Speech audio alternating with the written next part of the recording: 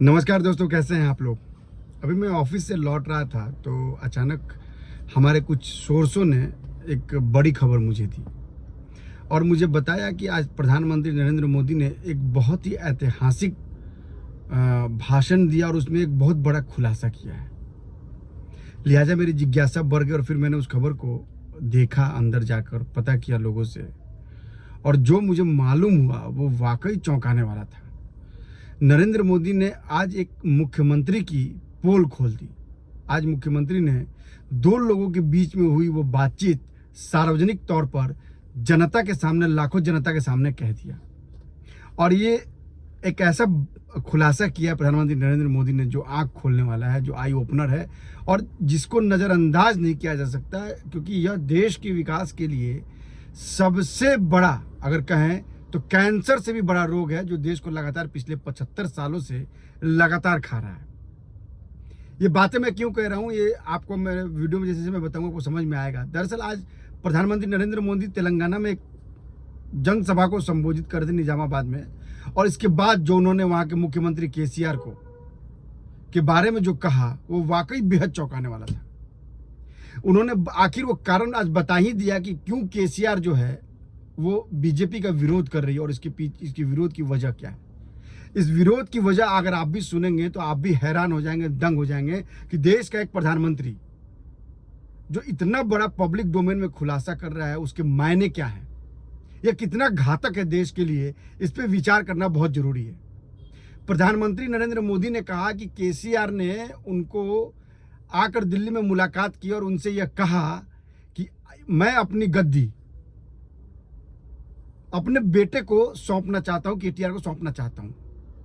यह बात नरेंद्र मोदी को बहुत नागवार गुजरी और उन्होंने बड़ा लाजमी से सवाल पूछा उनसे कि आप लोकतंत्र में आप क्या राजा महाराजा हैं कि आप अपनी गद्दी अपने बेटे को सौंप रहे हैं।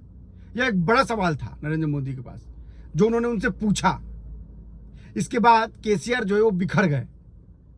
उन्होंने बीजेपी से किनारा कर लिया और वो गए किस पर्पज से, जरा ये भी जान लीजिए। वो गए थे एनडीए में शामिल होने के लिए, और शामिल होने के लिए उन्होंने प्रधानमंत्री से गुहार लगाई थी। उन्होंने कहा कि मैं अपने बेटे को भेज रहा हूं, आप उसको अपना आशीर्वाद दे दीजिए। दरअसल इसकी पटकथा पहले भी लिखी जा चुकी थी, लेकिन प्रधानमंत्री नरेंद्र मोदी ने इसको बताया नहीं था, चूंकि ये दो लोगों के बीच की बात थी। सो लिहाजा प्रधानमंत्री नरेंद्र मोदी ने इसको गुप्त रखा था। आप देखिए, जब हैदराबाद में 48 सीटों पर बीजेपी जीती वहां हैदराबाद नगर निगम चुनाव में, इसके बाद केसीआर का माथा खटका था। उन्होंने सोचा कि क्यों ना जो है वो हम इसको अपने एनडीए के साथ मिले और एक वहाँ अपनी सत्ता की धाक जो है वो नगर निगम पे भी जमाएं। और देखिए इसका नतीजा क्या हुआ। इसका नतीजा ये हुआ कि आज प्रधानमंत्री ने इतना बड़ा खुलासा कर दिया। उन्होंने बताया कि कैसे, और साथ ही उन्होंने एक और बड़ी बात की। उन्होंने यह कहा कि देखिए सरदार वल्लभ भाई पटेल यानी गुजरात के एक बेटे ने कैसे निजामों के हाथ से हैदराबाद को मुक्त कराया था। और आज उन्होंने कहा कि आज गुजरात का एक और बेटा जो कह रहा है कि आप इस निजाम से, चूंकि यह मानसिकता निजामों वाली थी कि आप मेरे बेटे को गद्दी सौंप दीजिए। अरे आप राजा महाराजा के, आपको गद्दी सौंप, आप इस परंपरा को क्यों ढो रहे हैं। उन्होंने बड़े ललकार के साथ और बड़े भावुक होकर यह बात करोड़ों जनता के सामने, दो आदमियों के बीच की बात पहली बार नरेंद्र मोदी ने खुलासा किया है।